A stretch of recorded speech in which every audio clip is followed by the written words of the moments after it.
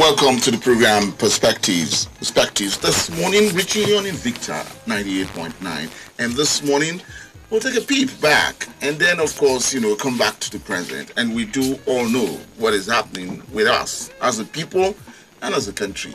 Security, high on the list of what, where Nigeria wants, attention and focus to be on. And, of course, to tackle the issues and matters of insecurity in the country today. I'll be sharing my thoughts this morning with a security consultant. And I'm doing a long-distance call to Maiduguri, where I'll be talking with an expert who knows the terrain and who has, opinions about, what had happened and what is happening. And so will proffer solutions on how to go about it. My guest this morning is Liman Galtimari. He is in Maiduguri and is a security consultant. Liman Galtimari, good morning and glad to have you with us on our station this morning. Good morning. A correction, please. The name is Galtima Liman, presidential candidate 2007 Nigeria's general election, and also the security aspect is also part of it. All right. I didn't put that aspect of yes, I do know that presidential aspirant back then. Okay. Not aspirant, candidate. I went to the polls, candidate. There's a difference between aspirant and candidate. I went to the polls along with the Yar'Adua of His Excellency Buhari and that time. And so much that you've seen. You've seen it, and your attempts to be a candidate for that post, we also know it. So talking about Nigeria, and of course in that part, of the country where you are, the northeast of the country where it all started, it was said to be a ragtag army, but today rocket propellers are being used, sophisticated weapons are being used by people who have labeled as Boko Haram. And of course, taking over and hoisting their flags in some parts of the northeast and in, Borno State, particularly, Gaidam is, some people say has been taken over. And when you come to the northwest too, it's not a good story. Southwest, southeast, and that's what we're having, insecurity all over the country. And that's part of what it is with the problems, there's so many problems of the Nigerian state today. As a consultant, I've shared my thoughts with you many, many years back, and you've given your opinions about how these, had to be tackled. But, come back to the present situation where we're in. We all cannot sleep with our eyes closed. And for Nigerians today, where is safe is the question that has been asked. Just where is safe in Nigeria today? But in your zone, in that area that, I'm doing this talk with you, and what is coming out. Just an overview first, before we go into the nitty-gritty of it, about security. Well, this morning I came to change to buy a new battery for the Samsung, and the place is very busy. Maiduguri, you wouldn't believe it, is like a cosmopolitan city, and everybody is very busy. I think the fringes that you have problems around the Lake Chad shows and all that, Gaidama, all those other areas. But basically, Maiduguri, you wouldn't believe it if you come, it's just like in the city of Lagos. It's quite a big town because activities are taking place. Well, security, we all know, is the business of people that we handed over, leadership of the country to, swore to an oath that to protect lives and property. That's, key flag in, the security architecture of the country. But in those areas that you're saying, Gaidam and other areas, in the fringes, you said, and why is it that we're having this war this long? Well, there are international dimensions to it, where you talk about the multinational military task force that has been established to handle the crisis related to this non-conventional warfare that is taking place. You have this the Boko Haram that has links with the Al-Qaeda in Maghreb or something like that. Islamic State in West Africa and all that kind of thing. So part of it, what is going on here, an extension of the Osama bin Laden, trajectory, which had its own, affiliations here. Then the other issues are also connected to the subsequent wars that took place and the insecurity fallout resulted in cattle rustling and all this other banditry that is taking place. Because according to one professor, Collins, I can't remember one of the books I read, he said if you allow arms and ammunition to enter a society, all sorts of criminal activities will also be part of the consequence of the military activities that took place with the Boko Haram 2009 and thereabouts. So it's what you're seeing. It's some major geopolitics taking place in Mali, in Niger, and all this, having a trajectory extending into Nigerian territory, and then people taking advantage of the insecurity there to have other criminal activities like the banditry, kidnapping taking place. Let me take you back, and take you back to before the advent of this administration in 2015. Security consultants too, far away from Nigeria, and particularly the CIA, had talked about Nigeria, and asked if Nigeria could hold before 2015, and that's about what they had seen coming out of the Nigerian state. Here we are today with Nigeria, insecurity high on the list, and of course we do know about the economic situation of our country. We're going down the drain. We also do know about suspicion amongst the people. We also know that things are just not working right, and so for some people Nigeria is at the brink, and for some people we just might roll over. The ship of the nation is heading towards the rocks for some people. No. The fundamentals in Nigeria can never be on the brink. The Americans made some prediction in 2015, and it was proven wrong. Even Chief Olusegun Obasanjo, even prior to that, the former president before Yar'Adua, was saying that, look, all these predictions are nonsense, because the things holding Nigeria together are stronger and far more substantial than those things that are dividing us. As I'm speaking to you right now, most of the shops that are owned in Maiduguri selling all these spare parts, like Fulanis, Kanuris, Yorubas, Hausas, all combined here. But we want to look at the insecurity situation in the country. I'm landing. Liman Gatobe, are you comfortable with where we are with the Nigerian state today? No. If I'm comfortable, I wouldn't expect to begin to be talking on this television or on the radio program with you. The issue is that each of there are 3 or 4 different security challenges that are taking place that are not related to one another. So you need to, as an expert, look at what is going on in the Middle Belt, for instance, the cattle husband versus the indigenous farmers as one unit, Then you look at what is also going on in the, like you said, the northeast area, the trajectory of the crisis that you have in Mali, in Niger, and all this, because of the huge oil and gas deposits there. There's oil and gas deposits within the Dabi, Chad, Idris Dabi Chad area, because there's also oil and gas politics going on in Niger and Mali and all this, Libya and all that. Apart from that, you have uranium and all that. So this area are very rich areas, and they have a lot of geopolitics. In Zamfara, you have gold bullion coming. And even the president, Buhari, was surprised that in his country he could see this pure, huge gold bullion. So you have a lot of ghost wars going on. You need to have people with intelligence to know what is behind all these activities.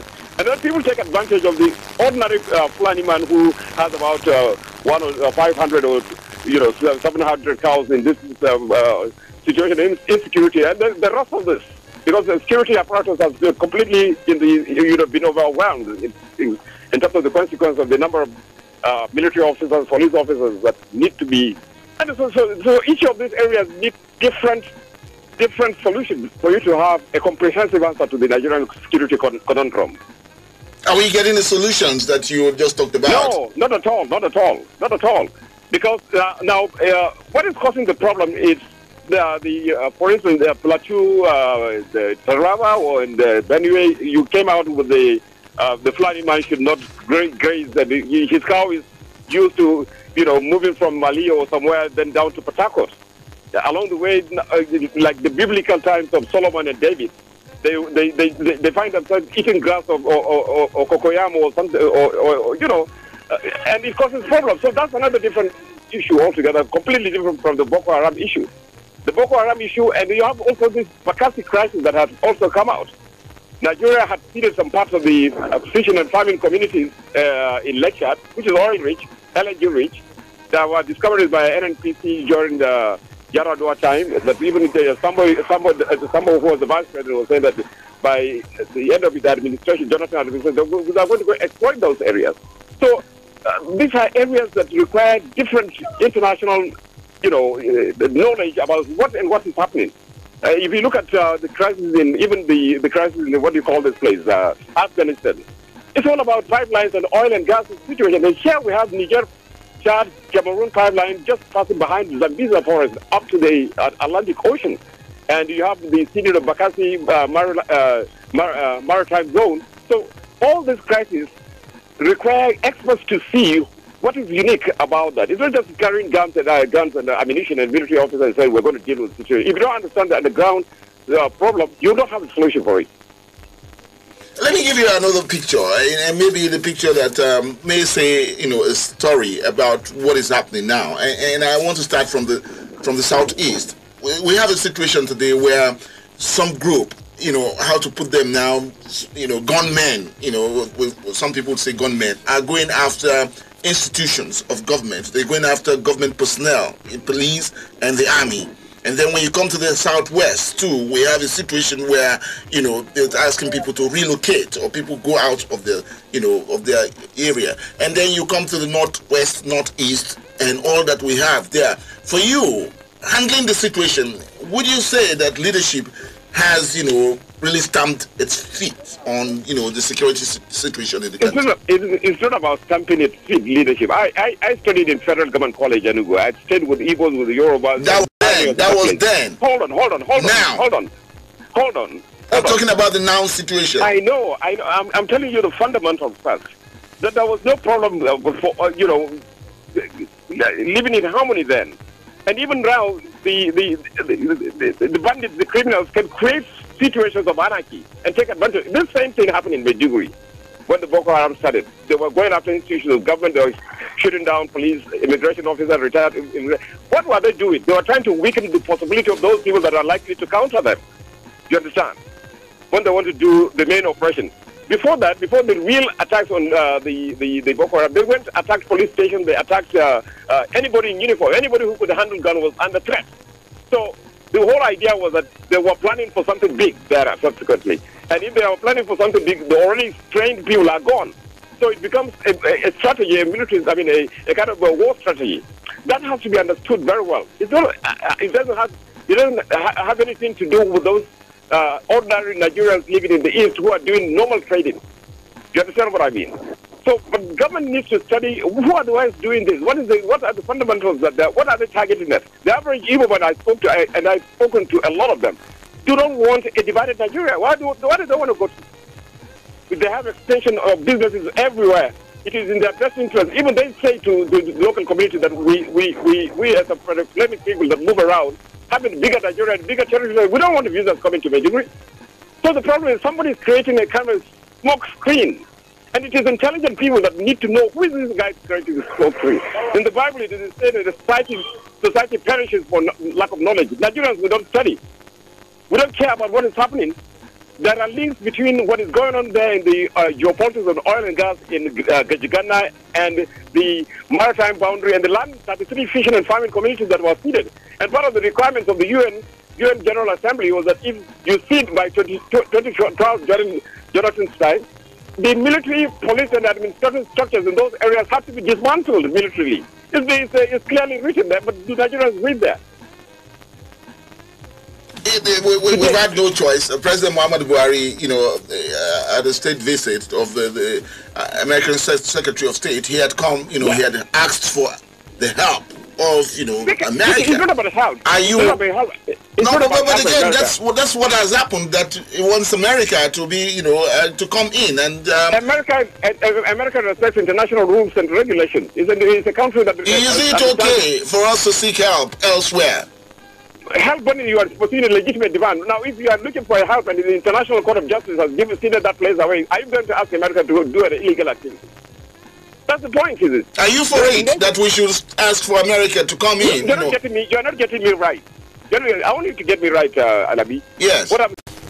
President Muhammadu Buhari is not looking for experts, to come in. No, I'm not saying that. Please, don't quote me wrongly. I'm not saying that. He may have gotten the experts. The experts cannot solve a problem immediately. You understand? Like today now you want to have Cocoyam or something. I don't know why I'm referring to Cocoyam again and again. It takes about 15 years or something like that for it to come out. So some of the security problems, you can deal with them immediately. Like this anti-grazing law that has blocked cows from moving into the... I had predicted earlier on, I told somebody, I said, look, these laws in Benue and Plateau State have to be looked at in the wisdom of Solomon. if you block somebody who is used to 1,000 years of continuous cow movement and, is filtering to another place, the Ardos are there to have their cash rich. If you are a farm, you have yam that is worth about maybe 10 million naira, they will make sure that they have about 50 million in that local community to compensate you. But, somehow, the way it happened, maybe the cow trampled on a baby or something like that, the woman now reacts and kills the flying monsters, and the man has a Kalashnikov gun that nobody even cares to ask him how did he come about it. Then he opens fire, and then before you know it is war. We're still with calls. Still taking your calls. Hello, good morning. Hello, good morning, Senator Levy. Good morning. Thank you very much. I greet the guest. He has spoken very well. My name is Musabala. All right, Musabala. Yes. On the issue of national security, every day we hear a word of wisdom from people. But yet, because some of us in Nigeria were blinded by one belief or the other, we just simply stick to it and refuse to hit the nail at the right place. If allegation is anything to go by, I want to ask your guest. There was an allegation by former National Security Advisor between Boko Haram and PDP, and who are responsible for the creation of PDP. And at the same time, there was confession by Jonathan that members of PDP are already in the government. And at the same time, on the issue of money, the Suki, people have confessed. That is why Odisa Metu is in prison. We had confession from Bafarawa on how he has taken this money to people to pray for them. What is the impact of such? And at the same time, I want to ask, why did the Nigerian civil society and the Nigerian journalists keep quiet since the bail of former Suki, and nothing has been said about that? How do you go about it? This is a man that talked now from Maiduguri, telling you the kind of how life is bubbling. Some people outside there believe that there was not even a phone in Maiduguri. Phone call, there was no phone call in Maiduguri, and you cannot even move where you are playing. And at the same time, Nigeria unity, since God have put us together, I know some few people wanted to use this opportunity to be threatening crisis, but they cannot do anything for Nigeria. And we cannot follow them to continue predicting crisis. As I want to ask this question, Mr. Atoyi, the other time your guests have not answered me. People are predicting war because of this insecurity. If this war eventually erupts, is it between who and who? Is it between North and South? Or is it between Muslim and Christian? Are the victims of this insecurity not involve everybody? Then do we still fight ourselves simply because of general insecurity? Or is it that some people have misled us to believe that some people are behind this insecurity? They will never succeed. May God bless us with good leaders, no matter their tribe and their religion, where they come from. And may God distance us from corrupt people and their shameless agents who are saying that money should be given to them. Good morning. Thank you. Musabala, thank you. My last caller there, I hope you got him. No, I didn't get him. It's from you that I get the summary. Let me just try to. Musabala was the last caller there, and he was talking about the impact of what had happened in the Jonathan's administration, especially with the national security or chief security officer then talking about the person of Dasuki and how much had gone, in trying to secure the state, but all the monies, have found themselves in the pockets of individuals, Nigerians, and so the impact of it on the security situation that we have today. And he was also, asking the question about the Nigerians are shouting that we may just, be at war with each other. So who gets burnt in all of this? Is it the southerner, the northerner, or the Christian or the Muslim in all of this? Why the drugs of war that we're getting now? No. Everybody is hurt. When they bomb churches, they bomb mosques, they kill everybody. Again, I was privileged to attend a course in the International Maritime Bureau, which deals with fraud. The advice is that before you engage your money as a government, as a person to an organization, make sure you do what they call due diligence. Now, security votes in Nigeria, they are free for all. They are free. You may not need to account for it. You understand what I mean? So that is bad. The National Assembly needs to look at that security, that kind of lacuna there. So, given that kind of situation, somebody will say, okay, maybe by paying my gas man in security vote that has been working there that way. So it's you need to take a preventive action. After the crime has been committed and monies have left immediately, I'm now waiting for a POS to withdraw a little bit of the money there. Come in 2 hours and ask me about why that money has gone. Most of you, I'm a criminal. I will quickly spend it. Provide me a girlfriend somewhere, say heaven somewhere in Monte Carlo or something. So they advise us that never you allow the system to be compromised in the first place. They are about to loot. Look at the effort made by Ribon and Co. traveling all over the world. Still, it is atmospheric air. So the money has gone. Are you going to ask somebody to now regurgitate the pepper soup that he has taken from that corrupt money? I'll leave you at that. Okay. All right. Still can take one more call and then bring the program to a close. Thank you. Hello, good morning. Hello, good morning, Tony Aladdin. Good morning. And good morning also to our guests. Yes, good morning. So I have about 2 or 3 questions to ask. Just the first one is, make it 2. why is the government so find it difficult to make this group of either terrorists, Boko Haram or kidnappers? Second, does your guest think that the massive unemployment in this country can cause, because some people have never taken into kidnapping, because once you kidnap one person, just like the last time, this Greenfield, they pay about 55 million. If you can just imagine, and still they refuse to release the students. Do you think, sir, that this massive unemployment can cause this insurgency? And thirdly, why is the government importing nearly everything? Because as I'm speaking to you also, I'm also a victim of this closure of textiles. Why is that everything is being imported, including even needle and matches? Why can't we produce here and make sure we take this youth out of the bush? Okay. Oh, okay. Thank you, sir. All right, Comrade Gabriel there. All right.